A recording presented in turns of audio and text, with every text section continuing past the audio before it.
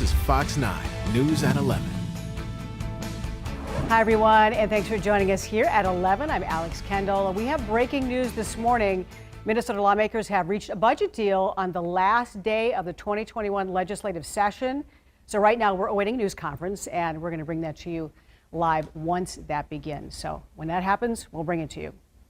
All right, in other news this morning, developing, one person is in critical condition and another seriously hurt after shooting Minneapolis this morning. Bill Keller joins us live now with the very latest. Good morning, Bill. After a violent weekend, some Minneapolis residents waking up to more gunfire. Just after 8 o'clock this morning, that's when police were called to the intersection of East 24th Street and 18th Avenue South on a report of a shooting. That's where police say two people had gotten into a confrontation, pulled out guns, and began shooting at one another. Crime scene investigators recovering a large number of shell casings. And it looks like the news conference on the budget deal at the state capitol is starting, so let's listen in. Back together again, and I'm just glad to say Minnesota did it again. We found commonality amongst ourselves. I want to say a big thank you to the folks you see setting up here. Folks passionate, bring their leadership and their values to the table, and do so with a sense of decency and a sense of what's best for Minnesota. So Speaker Hortman, thank you. These long nights, Leader Gazelka, we're just grateful. These are hard, and I'm not telling anyone here we're one of the two states with divided legislature, and if Washington is any model for that, this stuff should be impossible. But because of the leadership of the Speaker, of the leader, and their right hands on this with Senator Rosen and Chair Moran, and of course my partner in this, Lieutenant Governor, and all the folks that worked on this, we have reached an agreement on our target numbers. There's work to be done, as there should be in the legislature. We know that this year has been a battle. It has been a battle with an insidious virus that took over 7,000 of our neighbors, that sickened hundreds of thousands, and now that battle is being won with the vaccine. It's being won by the tenaciousness of Minnesotans. In doing so, we made the commitment together that this budget would be about recovering from COVID. It would be about investing in families, their children in education. It would be providing relief to families in the form of tax cuts, making sure that the relief dollars they got, they're able to use for exactly what it was meant, to recovery from COVID. We know that COVID did not hit all equally. So we had the ability to sit down, grateful for the Stimulus Act and the American Rescue Plan dollars that allowed us to work together on that. We did it in conjunction with one another, and we did it again listening to what Minnesotans were asking us and listening to what the members were telling these leaders what they needed to see in a bill. So the money will start getting out. You'll start to see some of the numbers around this. What I will assure Minnesotans again is they saw a budget that this group worked on last time, back in 2019, a fiscally responsible budget that puts money on the bottom line for a rainy day, but invests in our children, invests in our businesses, invests in transportation and infrastructure, and finds compromises amongst us. We were able to do that, and I would be glad to say, in a fiscally responsible manner, to understand that COVID and the battle against COVID isn't totally done, but we have moved into a new phase. We have moved into a new phase where Minnesotans are now back in all of their businesses, they're back in their schools, and we're moving forward. But there's recovery to be done. Part of this money, and you'll hear the leaders talk about this, is we bifurcated that money out, a pot of money that was meant to fight COVID that'll be directed through the executive branch, and the bulk of the money, roughly $2.4 billion, that was worked through the legislative process. Half of that was in this budget for this biennium, and the next one will move into next year, the 1.233. So it's a good day, Minnesota. It proves once again that our democracy is strong, that compromise is a virtue, not a vice, and that setting down and listening to one another and truly valuing differences of opinion at the end of the day can bring you an agreement that strengthens everyone, that gives everyone an opportunity to succeed in the state, that took into consideration the federal policies and made sure that Minnesota policies were not only aligned and not only conformed, but we were leading on the issues that we cared about. So I just have to say, we know we always have to push it to the wire a little bit. It's kind of the nature of it. But I think for Minnesotans to understand this, that it's July 1st. The legislative process it's tough. It's tough in this environment. It's not easy. And there is the work, and you'll have questions about this, the work of democracy will be carried out in the House and in the Senate, along with the commissioners and they will start to decide some of the granular details and some of the policy things that Minnesotans want to see solved. So it's a good day. There's work to be done. The goal is to try and get most of this wrapped up towards the end of May, give some time to write these things up and check that. And then when we come back for in June, to be able to wrap up this year's budget. I mean, plenty of time, give guidance to this to not be disruptive to Minnesotans.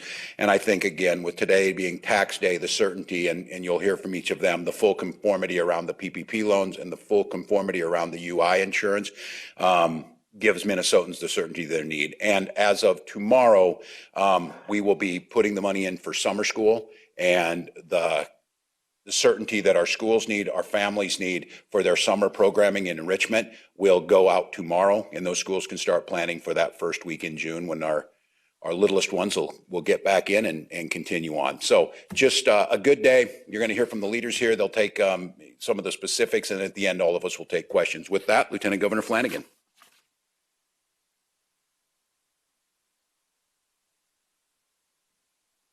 Thank you, Governor. Good morning, everybody. So this budget agreement that we've reached today is a path forward for Minnesotans. The COVID-19 pandemic has defined the past 14 months for all of us, both politically and personally. Everyone has felt the impact, but we haven't all felt it equally.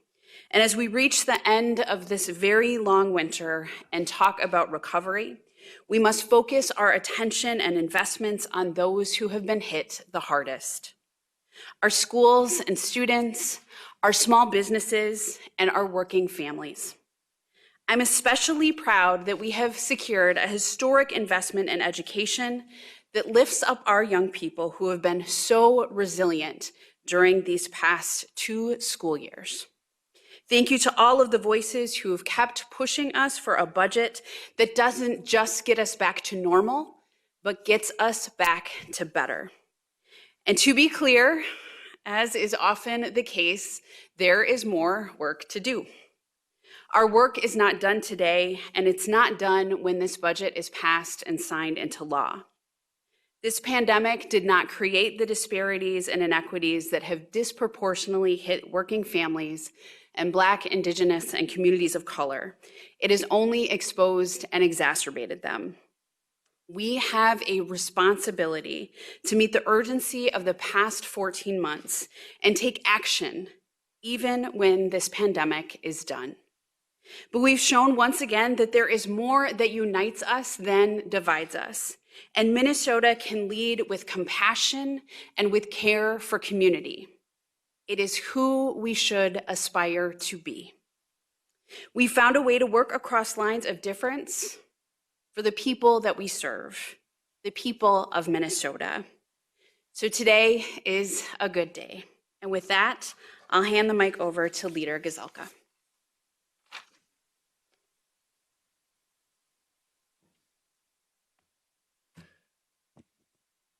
Well, good morning. I think it's still morning. We worked late into the night, and sooner or later we had to come to a place of what we're going to set for targets. It's never, ever easy when you have divided government. It seems like it's going to be impossible. As we began the year, we said, look, we're not going to raise taxes. We're going to focus on recovering from COVID. We're going to pay attention to what families need. And I feel like this agreement on the spending targets fits all of that.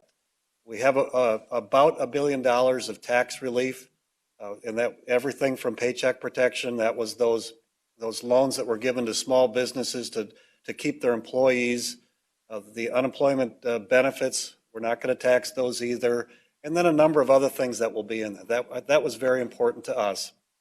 In addition, the legislative branch will have a large role in the almost $3 billion of federal stimulus that came.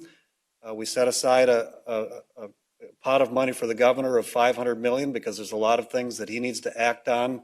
And then the remainder, the legislative branch has oversight working with the governor. And as you just mentioned, the governor said that summer school, if it's going to happen, it's got to happen now. And so that comes out of that pot of money because it can be right away. So some of the policy issues we're still working on, related to emergency powers, related to police accountability. That's the role of the conference committees, and as they work together, we're hoping to find some solutions there. But we did not address every policy issue at this point. We know that the process should do its work. And so, not easy. The fact that we are very different on many, many issues, it really is a tribute to Minnesota that we can figure out how to do it in Minnesota. But the work is, I would say it's not done, it just began.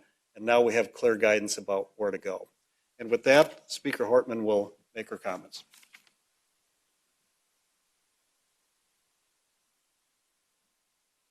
Well, you've seen this movie before, and you know how it ended. The sequel is pretty similar to the original.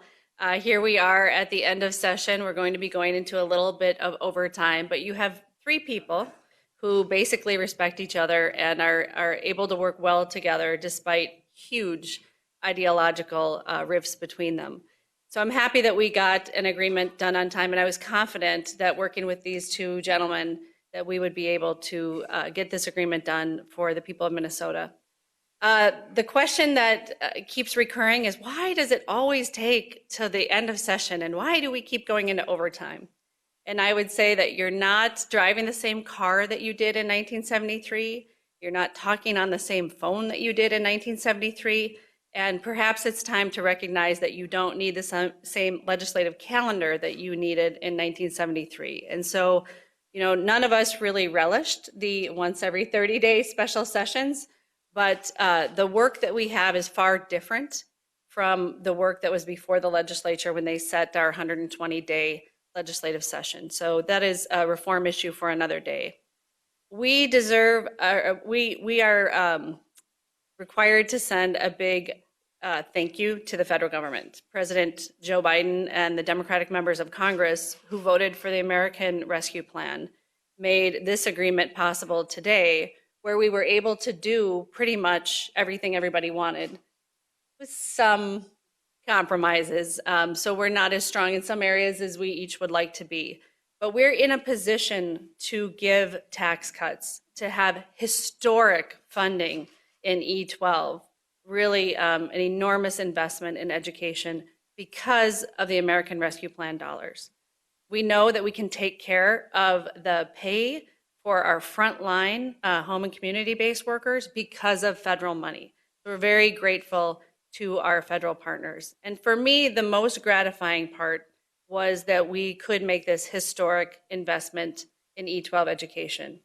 You know, I have said to the governor from the moment that he became the governor and I became the speaker that we want to be the majority that closes the opportunity gap in Minnesota's educational system.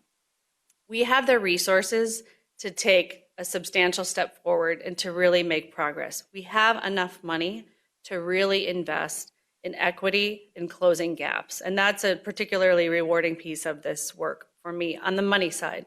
Now on the policy side, we do have more work to do. And really pivotal among that is criminal justice reform.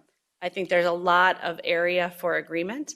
And we look forward to working with our community and law enforcement partners to get an agreement that can pass a Republican Senate and a Democratic House and be signed into law by a Democratic governor that serves all of Minnesotans, that enhances the community's trust in the police, and that makes the police job a little bit easier because that community trust is restored.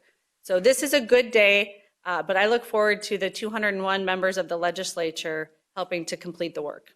And with that, I will turn it back over to Governor Walz. Well, thank you, Speaker, and a great summary. And I just want to note, this is a start of the budget process. We've talked often, it's a fiscal document, it's required of us. I don't believe you should get patted on the back for doing what you're supposed to do. But I also think listening to the speaker talk about different times or whatever, I just want to say thank you and acknowledge that from a doing the right thing and leadership perspective and the courage it takes, just to be very clear, to make these compromises and get something done, you are going to hear about it. And the interesting thing about it is when you craft a bipartisan deal, it's your friends who critique you the hardest. And that part of it is one that we all recognize. And these leaders were willing to say in there. And I just think that I am just really grateful. The decency, and I will admit that I get crabby after midnight, and I think we kept that down some.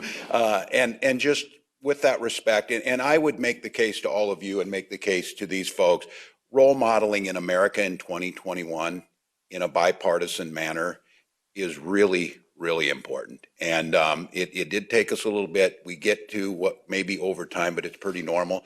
But the fact of the matter is this is fiscally responsible, and each of us got priorities that we see. I think when you do that, there's a pretty good argument to be made that a broader swath of Minnesotans are going to feel served by this budget than they would if just one of us did it or if it went the one way. So I'm grateful. And again, I'm going to give a thank you to the folks you don't see, the nonpartisan staff, the folks at MMB. We were talking about this. Jim Showalter has worked with every governor. I think he said going back to Perpich almost, and has been employed by governors that are Democrats and Republicans because of his fiscal knowledge.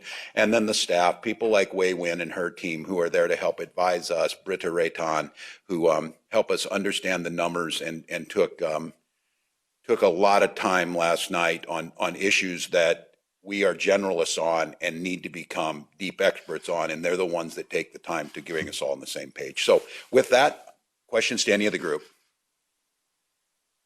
Yes, Peter.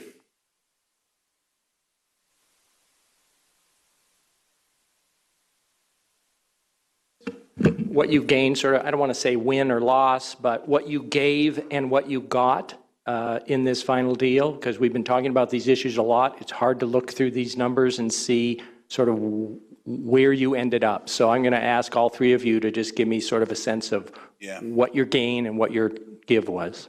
That's right. And I think a lot of it gets messaging early on.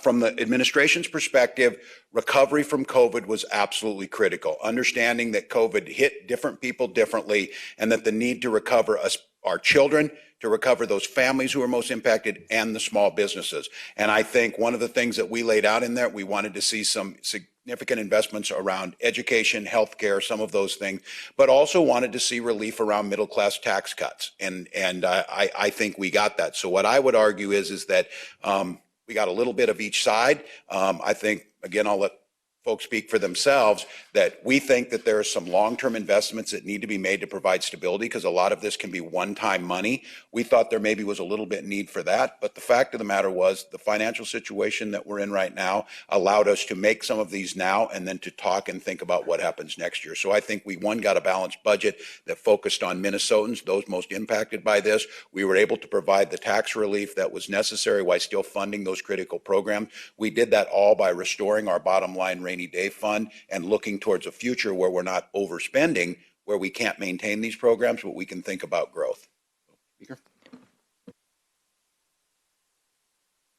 Well, I would say we celebrate each other's wins because there's a lot of common ground. I think that this is an agreement that serves all of us. I don't think that there's anything in the agreement that that we as House Democrats don't like. We fought really hard for a historic investment in E-12 education. We do believe that a lot of this one-time money presents a challenge for the future. I think the Republicans and Democrats share a concern that Minnesota stay on sound fiscal footing. For Democrats, that means being able to sustain our commitments in education and healthcare for decades to come. For Republicans, I think that that means that we have the money to meet the obligations that we make. So I would say that it really was a win-win-win budget.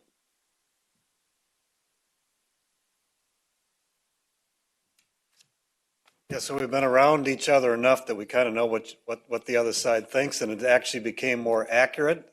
If you go back 2 years ago, we had misconceptions of, I think, about what each of us thought, but certainly it was a balanced budget without raising taxes. Then we were able to find some, with that federal stimulus, some tax relief. I think that was really important. But I would agree that we also thought prioritizing some of the things that we did prioritize, education, resources for health and human services, environment, agriculture, et cetera. And we do look to the future and say, are these commitments that we're making now things that we can keep in the future? And so that's always a struggle. And so, in the end, I think it was a fair compromise. You both have tiny majorities, do you anticipate any problems keeping everyone on board, or do you anticipate that the minority caucuses, which weren't involved in this deal, will throw up any roadblocks? Well, other than the bonding bill, I think both sides will get the numbers they need, but I actually think you'll find that there will be a bipartisan vote. If you look at what we had to do to get to this compromise, it took Democrats and Republicans having to give up some of the things they wanted and move together to get something they could agree on. So therefore, I don't think we'll have a problem passing these. I think it's a combination that works for everyone. It's tax day. How do the mechanics of the PPP and UI forgiveness work? How will it be refunded to people? Do they have to pay in today? Jim, you want to answer that? My guess is that they have to refile, but he said yes. He doesn't want to be up here. Yeah. And, you know, we had conversations about trying to get it done today. It's just going to get done with everything else. But the fact that we've all acknowledged it's full paycheck protection and full UI, the COVID UI benefits are not taxed as well.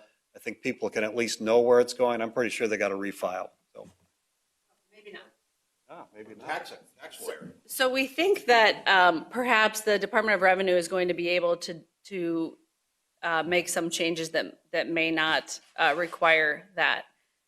We are going to have to see. It'll be very interesting tax conference committee, but with the UI of 10,200, anybody who's filing today can know that that's going to be deductible. And those that receive PPP loans, when they're looking at what's the bottom line going to be, they know that they'll have full deductibility. So there's predictability in what they will get at the end of the day. The mechanics of whether they will have to refile a return or not is a question we can answer later with more information from the Department of Revenue. So to clarify, I just wanted to get a sense about what's in this global budget agreement. Is there any policy whatsoever, or is this just strictly numbers that the three principals have agreed on? And I'm curious about things like the clean car rules, for instance, which was done by by the MPCA versus the lawmaking process. So I'm curious about things like that and whether those would go ahead and cause any issues. I think of this as a numbers only agreement, and the others might have a different way to phrase that.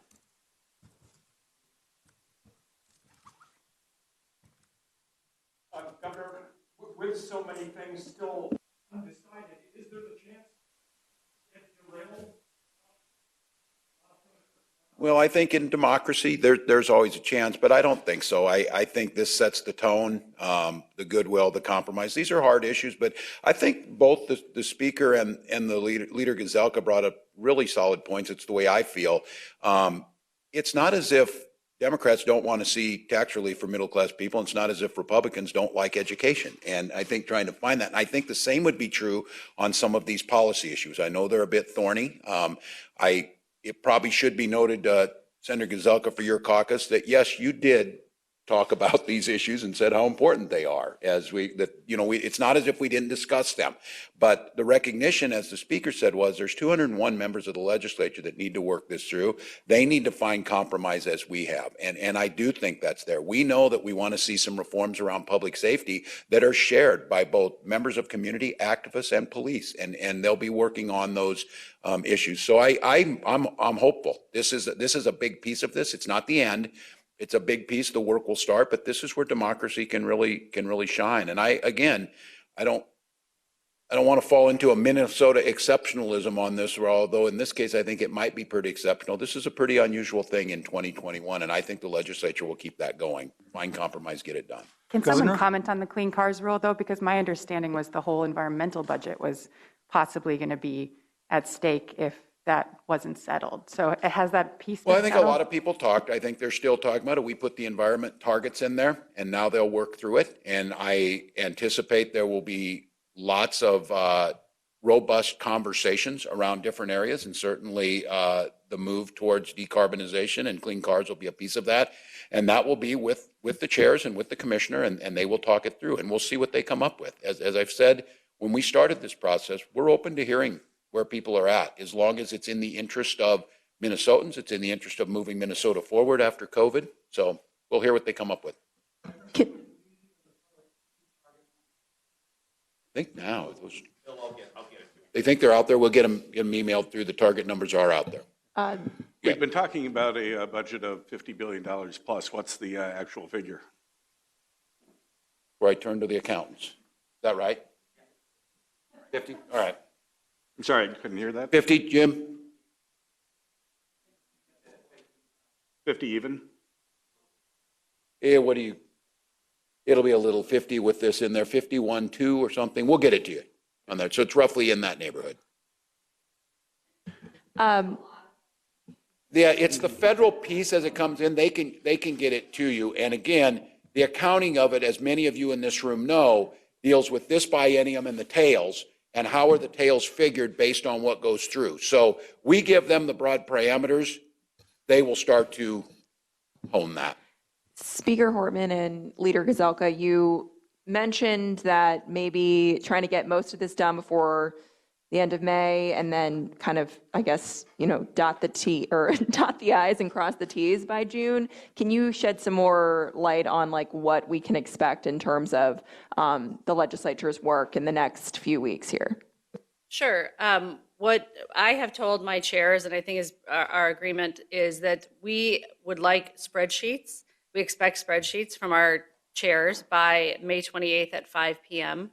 and language by June 4th. The only exception to that is some newer members or some less experienced folks may have made travel plans that they're committed to. So we don't want, if there's a nonpartisan fiscal staff that's essential to getting these spreadsheets, are there any reporters that have made travel plans because they're less experienced? We It's don't okay. want It'll be anybody after. to miss a booked vacation, but we know that these things always take longer than people think they will. And it is very easy for chairs to think, okay, we shook hands, we have a deal. But when you write it down and you look at the spreadsheet, then maybe some differences that you didn't realize you had show up. So we need those spreadsheets by May 28th at 5 p.m. and we need that language by June 4th so that we can be ready for a smooth special session. And we really, the three of us, look forward to talking to Minority Leader Doubt and Minority Leader Kent about the capital investment bill. That's a whole new conversation that those individuals have to be at the table for us to have. Speaker Hortman, also for Senator Gazelka, what's the plan for the rest of today?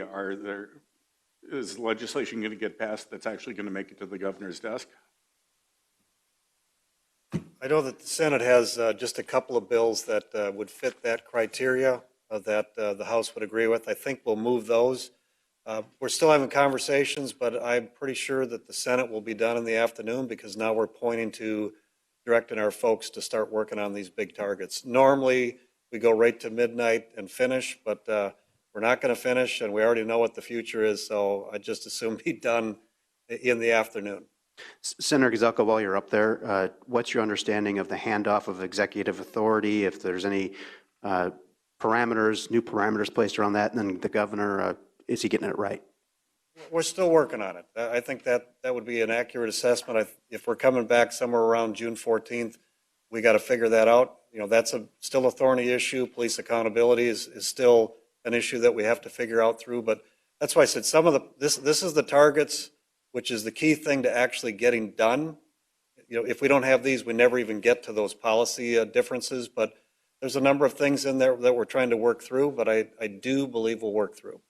How far apart is the police issue? I mean, obviously this is just the money today, but have you made any strides on the policy piece of this, or are you leaving that all exclusively to the conference committees? Well, we're letting the work happen in the conference committee at this point, and depending on who you're talking to, we're either way apart or close. Because there are some things that we think that we can do, but again, some people would want a lot more, some people want less. So we want the committee process to really do the work that they're supposed to do. The two sides really, we didn't give them enough time 2 years ago. It's just the way it was, but they have plenty of time this time, and hopefully they'll be able to manage through a lot of those things. Can I ask maybe a nerdy question about the federal funds? There were two things I think I heard you say, that you were going to set aside, I think you said $500 million for the governor to spend. What's the process for that? Will he just use the LAC process? And the second part of that is you have revenue replacement. It looks like $1.1 billion. I don't know why. And will that be, how was that used? Will that just be used to balance the budget?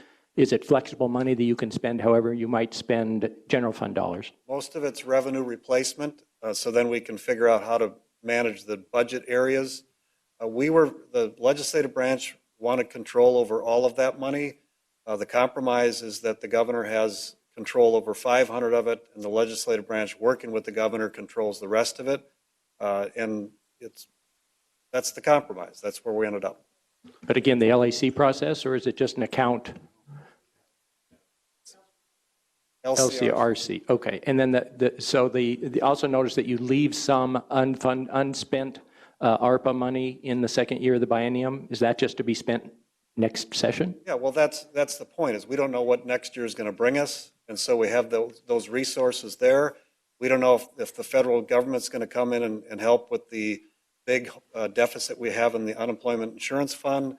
We don't know what they're going to do related to transportation. And so it allowed us some flexibility to look next year at next year's problems. I think we're also going to have more revenue coming in from the state, especially in the near term, because of all the federal money that's been pushed into the state. A lot of people are spending a lot more money. We're going to have more revenues coming in. So we're just taking a pause there, but I think it's prudent the way we did it. Senator, how do you assess how you did on your no new taxes pledge? Well, the promise kept on that one. I mean, I think we all kept some of our key promises. As far as the funding for K-12, I think that was a promise that I would say that they kept, that we agreed to, and vice versa. I do think that getting all of those employers, I believe it's 350 employees or less, that they kept through COVID, and then got the Paycheck Protection Program. The fact that we didn't tax that, I think, was a big win. But we also acknowledge that all of those people that needed that unemployment insurance, that shouldn't be taxed either. So it's difficult to work together when we're so divided. But at the same time, I really feel like we found the place that we can all say is fine. Senator, while you're up there, Governor, Senator, while you're up there, just wanted to ask you where you stood on the clean car rules, because I know we heard from the governor, but wanted to hear whether that would continue to be an issue for your caucus. We're letting the committee process do its work. I think that's the case. So there's a number of issues that people are passionate about on both sides. We think electric cars are coming, and we have to figure out how do we plan infrastructure for that. We just have a disagreement about the emission standards. We're looking to see if there's a solution there. But there's lots of little issues like that we want the committees, the chairs to do their work, and maybe they'll find solutions that we aren't even thinking about. Governor, can you just address that executive authority issue? There's pretty much 4 things that you've scoped out as needed to continue: vaccines, testing, reassignment of state employees, and then actually eviction and price gouging. So that's 5. How many of those will still be pending in June, or how many of these are being roped into the budget agreement? Well, they have business mitigations are off, as we all know. There will be none of that. The last things we have, and I think they're working on it between the House and the Senate, to do the eviction moratorium, and then what we're left with is just basically managing the vaccination process and managing the cleanup on this. And I know this has become pretty politically charged, but I think one of the big goals is that I needed to follow the science. Today we had 0 deaths, and we had, for the first time in months, under 600 cases. We had 36 less beds being used, which is about a 10% reduction. We think we're getting to that point, as Jan would tell me, one day does not make a pattern, but we've seen this dropping off. We knew that we managed this as we were in the crisis, and that we would start to close the toolbox as we have, and the mask mandate was one of the last big ones. So there's a very few things that we just have to manage, and I think that's what we get to. I feel confident we'll find a way to do this. I know it is an irritating point for many folks, but it was the nature of managing COVID, and there was a difference of opinions about how to do that. But the fact is, we're just managing basically the vaccination part now, and I think there's agreement that that will go forward. So there'll be discussions about this. I don't think that'll be a sticking point in terms of, because we've all agreed that every single thing's open. There are no mitigations, and people can do as they need to do. Well, this morning, Leader Gazelka mentioned the possibility of forgiving any fines and penalties for violating the past executive orders, is that anything that you're... Senator mentioned that. Is that anything you're willing to do? We took that back. I think, again, that when people do violate things, there needs to be consequences for them. I do believe that you do that. The thing that I did note is that I think the number, and check me on this, the number of restaurants, businesses that we have in this state, 99.9998 complied without any even written notice. It's a much smaller number that ever received a citation for this. So I think it should be noted that the good actors in this did that. These things were upheld in court as being legal, but I know it's a sticking point. So I said, tell us what you need. We'll talk about it. And I think that in a good faith effort, we're still trying to figure out some of those things. But I think what I would close with, and I'm going to give a thank you again. This is always a challenge. Again, America in 2021, it seems for many people that it is no longer possible to do deliberative government in a democracy, that it is certainly not possible to do it with divided leadership that requires compromise or nothing happens. This group of people did that. We did it because it's what I believe Minnesotans expect. Good governance is a hallmark of this state. It is still functioning that way. It took courage and leadership of people to stand up, all with this idea that it is about servant leadership back to the public. And those 201 legislatures now will do their work. This is, again, I used a quote, Winston Churchill always talked about it. He said, this democracy is the worst form of government except for every other one. And the fact is, it's really hard. It's really hard, especially where everybody drags into their camps. And again, especially from your base that sees it as a vice to compromise. This group did not do that. They rose above that. They have a fiscally solid budget and one that invests back into the public. And so we've got more work to do. The path is clear. Our expectations, as you heard the speaker and the leaders say, their committees will get their work done by the 28th. We'll get these things drawn up by the 4th of June. We'll take care of some of these other issues that are out there, and we'll button this thing up and put Minnesota on that path to recovery. I, too, echo the positive sentiments that people feel as the economy comes roaring back, as the revenues are there. We start to focus on where those inequities were in our system. We make sure that we're bringing those kids back up and giving them enrichment opportunities in the summer. We make sure those small businesses are able to recover and Minnesotans can get out there. And I can tell you, everywhere you talk and you can feel it, it's not just because it's an 80-degree sunny day. There's a whole lot of things coming into alignment with the end of COVID, a budget that's on the horizon, a summer that's going to feel normal again. All of those things are positive. There's just been a lot of naysaying, a lot of what we can't do, a lot of division. Here in Minnesota, we said these are things we can do, and we will finish them. So thank you all. Thanks, folks. Well, there you have it. It was down to the wire, but Minnesota lawmakers have reached a budget deal for 2021. A number of themes, not surprising. The governor was talking about COVID recovery being number one, of course, very important. Education, there's plenty of money for that. Middle class tax cuts. But some issues are still being worked out, like, for instance, policing being one of them. We're going to bring in our Fox 9 political reporter, Theo Keith. He joins us right now. He was at the news conference, and we know that the governor was taking questions, and we heard some of them talking about how much who gave and who, the two sides and how they came together. And that was definitely the theme that